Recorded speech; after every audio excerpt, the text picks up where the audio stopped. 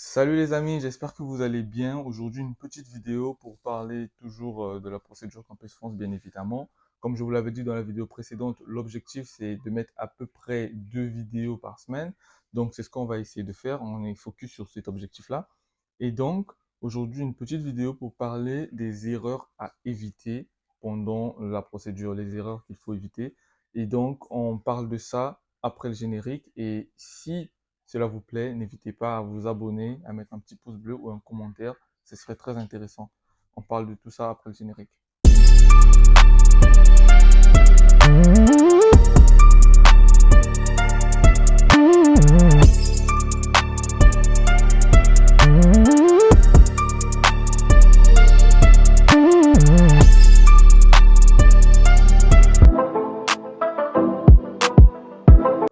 Alors, la première erreur que j'aimerais stipuler, c'est attendre la dernière minute.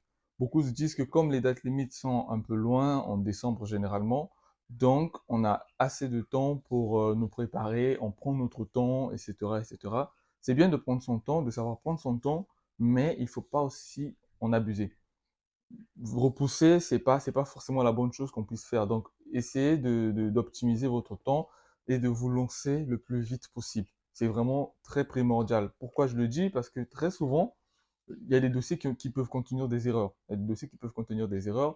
Et lorsque vous allez envoyer votre dossier, et la Campus France, eux, ils vont analyser votre dossier et s'il y a des erreurs, vous le renvoyez. Mais souvent, vers la fin, ils n'ont pas trop le temps de le faire parce qu'il y a beaucoup, beaucoup de dossiers. Donc, l'idéal, c'est vraiment d'envoyer votre dossier le plus tôt possible. Comme ça, eux, derrière, ils ont le temps de vous signifier s'il y a il y a des rectifications à faire.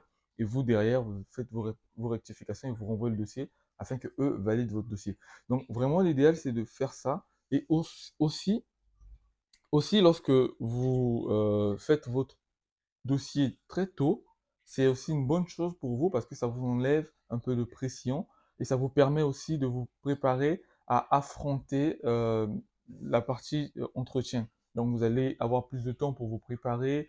Après, je ne sais pas comment ça se passe dans tous les pays, mais dans certains pays, en tout cas, les entretiens sont fixés par Campus France eux-mêmes. Il n'y a pas à choisir. Donc c'est eux qui choisissent et vous subissez en fait. Donc, ça vous permet de vous préparer avec assez de temps et ça vous avantage surtout lorsque bah, vous voulez faire autre chose à côté. Parce qu'il y a de ceux qui font aussi des études à côté. Ça vous permet évidemment de laisser cette partie-là et de continuer dans vos études pour un moment. Donc, c'est vraiment très idéal d'attendre ça. Tout le temps repousser, c'est pas bien. Et il y a même un adage, je pense, qui dit que qui repousse à demain trouve malheur en chemin. Donc, vraiment, ne perdez pas le temps. Essayez de tout faire le plus tôt possible. Vos lettres de motivation, votre CV, mettre à jour votre CV s'il le faut, votre lettre de motivation, donner à des gens pour qu'ils puissent regarder ou même juger votre lettre de motivation, ça serait une très bonne chose. Donc vraiment, le conseil que je donne, c'est éviter de trop attendre. De trop attendre parce qu'il y a des gens, et j'en ai déjà vu, des gens qui écrivent et remplissent leur dossier mais vraiment à la fin, quoi. Ils ont même pas le temps de tout relire, de tout refaire, de tout voir, de vérifier. Ils soumettent le dossier rapidement parce qu'ils n'ont pas le temps, ils courent derrière le temps. Donc vraiment, l'idéal, c'est vraiment de faire ça parce que vous êtes jugé et même votre sérieux est jugé par rapport au dossier que vous rendez. Donc, essayez de ne pas trop perdre le temps et ça sera bénéfique pour vous. Une erreur que beaucoup commettent, c'est de ne pas aller se renseigner, prendre des informations dans les sites des universités. J'en ai déjà parlé dans ma vidéo précédente et je pense que si vous ne l'avez pas vue, n'hésitez pas à aller la voir. Elle est très intéressante. Allez-y, lorsque vous avez sélectionné une université, allez-y sur le site de l'université, de la formation que vous voulez faire. Essayez de voir quels sont les prérequis que l'université demande. Parce qu'il faut savoir que si vous n'avez pas les prérequis que l'université demande, malheureusement pour vous, bah, votre choix il sera un choix perdu en fait, parce que l'université derrière bah, va refuser votre dossier parce que vous ne rentrez pas dans le cadre que eux se sont fixés, à savoir les prérequis que eux demandent. Donc, allez-y, n'hésitez pas. Je sais que c'est des fois pénible de chercher, de chercher dans les sites des universités, c'est des fois pénible, c'est chiant, mais c'est très important. Ne faites pas un choix inutile en fait. Donc, allez-y vraiment, et ça c'est un petit conseil, allez-y, vérifiez, parce que beaucoup ne vérifient pas malheureusement. C'est pas parce qu'une université a une certaine option que vous êtes forcément éligible. Chaque université a ses prérequis selon les formations, selon la demande, selon le besoin. Donc, n'hésitez pas à y aller et essayez de voir ce que l'université demande pour que vous puissiez candidater et que vous puissiez peut-être augmenter vos chances d'être accepté. C'est vraiment la base. Une autre erreur qu'il faut éviter de commettre, c'est d'ignorer les dates limites. Alors là, c'est vraiment une grande et une grave erreur qu'il faut éviter. Les dates limites sont très importantes. Donc lorsque vous commencez une procédure, ce que vous devez faire au départ, c'est savoir ça commence quand, ça se termine quand. Surtout, ça se termine quand. Quand, à quelle heure exactement. Faut savoir que les dates limites varient selon les pays. Et donc, faut pas vous dire que parce que j'ai un ami ou une connaissance où j'ai vu quelqu'un qui a dit que la date limite dans son pays c'était le jour, ça veut dire que c'est partout pareil. Non. Essayez de vous renseigner dans votre pays quelle est la date limite de soumission des dossiers. C'est très important parce que c'est cette date-là qui va guider votre parcours. Donc, vraiment, essayez de vous renseigner là-dessus, de savoir quelles sont les dates limites. S'il y en a plusieurs, évidemment, essayez de voir quelles sont les différentes dates limites, mais essayez vraiment, vraiment de vous renseigner au maximum sur les dates limites dans vos pays respectifs plutôt. Et c'est vraiment basique. C'est basique comme conseil, mais beaucoup ignorent. Et il faut savoir que si vous soumettez votre dossier après la date limite, bah, Campus France ne va pas recevoir votre dossier. Déjà, ils ont beaucoup de dossiers à gérer. Et malheureusement, si vous soumettez après, ça sera perdu et c'est du temps perdu pour vous parce que vous vous êtes préparé pour soumettre votre dossier. Donc, essayez de connaître les dates limites, vraiment, c'est très, très important. Une autre erreur que beaucoup commettent souvent, c'est ignorer la pratique de l'entretien. Qu'est-ce que j'entends par là? C'est-à-dire essayer de vous entraîner avant votre entretien. Lorsque vous allez soumettre votre dossier et que vous aurez votre date d'entretien, et dans certains pays, c'est vous qui choisissez votre date d'entretien. Donc, si vous choisissez votre date d'entretien, à ce moment-là, mettez-vous vraiment régulièrement à vous entraîner sur comment ça se passe l'entretien, quelles sont les questions qu'on pose, comment je peux y répondre, etc., etc. Je pense que on fera une vidéo à côté. Pour ça, j'ai contacté déjà quelqu'un avec qui on va faire une simulation d'entretien. Donc, c'est vraiment la base. Essayez de vous entraîner. Ne pensez pas que c'est forcément facile. C'est très stressant. On est tous passés par là, en tout cas. C'est très stressant. Et je vous conseille vraiment de vous y mettre, de vous apprêter, de regarder. Il y a des sites internet qui proposent des fois des petites questions qu'on peut poser ou qui reviennent souvent. Et il faut savoir que, ça c'est un conseil que je vais vous donner dans la vidéo de l'entretien, mais il faut savoir que vous ne partez pas là-bas pour réciter les réponses. Ça c'est vraiment quelque chose, je vais revenir dessus dans la vidéo sur l'entretien. N'allez pas à l'entretien pour réciter les réponses. Si on vous pose une question dont vous avez déjà travaillé ou vous vous êtes préparé avant, n'allez pas réciter la réponse là-bas. Sinon, la personne en face comprend que vous récitez les réponses. Ou peut-être qu'on vous la souffle même. Allez-y, apprenez et ça doit être assez fluide. Il faut que ça coule en fait. Il faut que ça coule, il faut que ça soit fluide. Il faut mettre des temps de pause, etc. On va en parler après, de toutes les façons. Dans la vidéo qui viendra sur l'entretien, on va en parler. Mais c'est vraiment un conseil que je vous donne. Essayez de pratiquer, de vous entraîner, de faire même des tests avec des amis, avec des frères, avec votre famille, si vous voulez, mais faites des tests et que ça soit fluide. Il ne faut pas que vous puissiez vous arrêter ou vous puissiez vraiment bugger à fond, à fond, à fond. Non, c'est pas une bonne chose.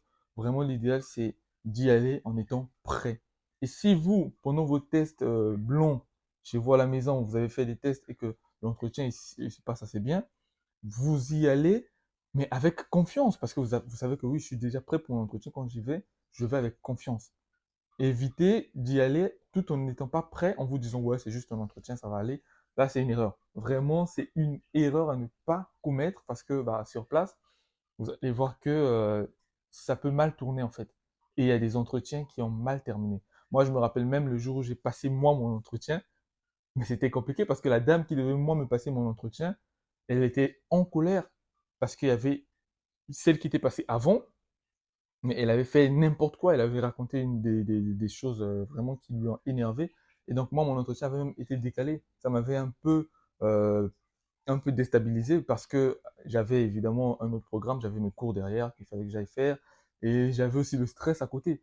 Donc, c'est vraiment quelque chose qu'il faut savoir gérer parce que ça peut aussi impacter ceux qui viendront après vous, évidemment. Parce que si la personne qui vous passe l'entretien n'est pas satisfait, un peu en colère contre vous, la personne qui vient après, bah, elle peut subir aussi. Donc, je le dis parce que moi, j'ai vécu ça. J'ai vécu ça et voilà. Donc, c'est vraiment quelque chose qu'il faut éviter de faire. Préparez-vous grandement pendant votre entretien. De toute façon, on va en parler vraiment dans la vidéo qui viendra sur l'entretien. Voilà pourquoi il faut vous abonner ou être vraiment sur la chaîne parce que ça sera très intéressant comme je vous l'ai déjà dit. Donc, évitez cette erreur. Alors, l'autre erreur que souvent certains font, et ça touche pas tout le monde évidemment, hein, ça, je tiens à le dire, ça touche pas tout le monde, mais ça touche quelques-uns.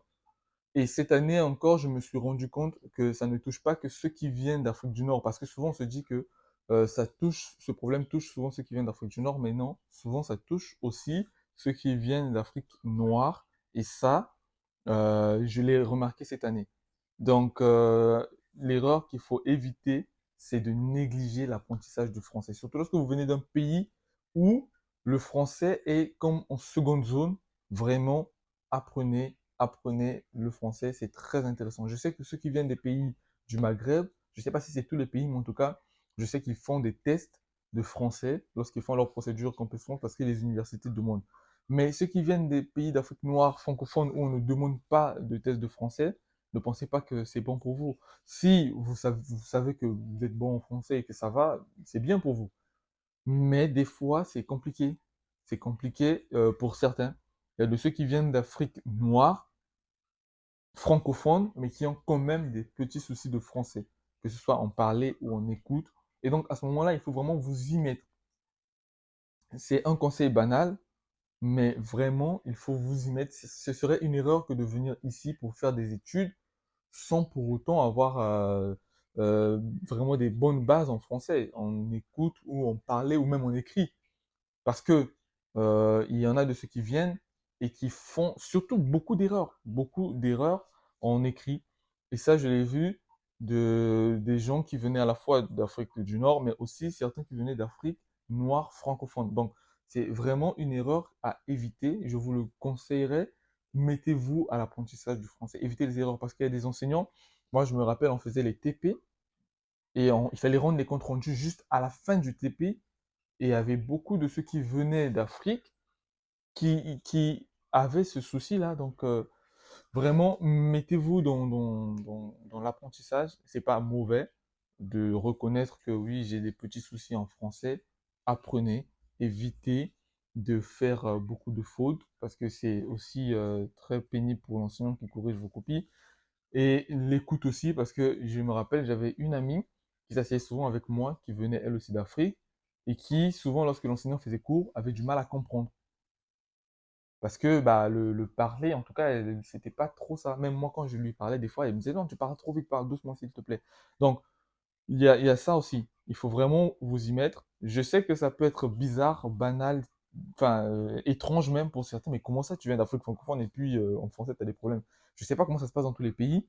On ne sait pas comment ça se passe dans tous les pays, mais dans certains pays, le français est relégué au second plan. Et donc, ça peut arriver. C'est vraiment un conseil que je vous donne. Mettez-vous dans l'apprentissage et bah, cela sera bénéfique pour vous. Voilà les amis, la vidéo elle est terminée. Une petite vidéo comme je vous ai dit, juste pour parler de quelques erreurs comme ça qui arrivent souvent. Et donc la semaine prochaine, il y aura aussi 2 vidéos qui viendront. Donc n'hésitez pas à vous abonner pour être à jour toujours par rapport aux vidéos qui arriveront. Et laissez un like si possible et un commentaire aussi. Et on parle de tout la semaine prochaine. Les 2 vidéos qui viendront, de toutes les façons, elles seront intéressantes. Donc, je vous conseillerais vraiment de vous abonner. Et comme je vous ai dit, dans la vidéo précédente, il y aura aussi des vlogs, il y aura des entretiens. C'est juste le temps pour moi de planifier tout ça parce que je dois aller dans certaines villes. Il y a des villes qui ont déjà été programmées où j'irai pour interviewer ou discuter avec certains pour qu'ils donnent à peu près leur témoignage par rapport à leur expérience. Donc, n'hésitez pas à vous abonner, ça sera vraiment bien et il y aura beaucoup de bonnes choses et vous allez avoir pas mal de choses en tout cas qui pourront vous intéresser. Donc, on se dit à bientôt et on se tient au jus.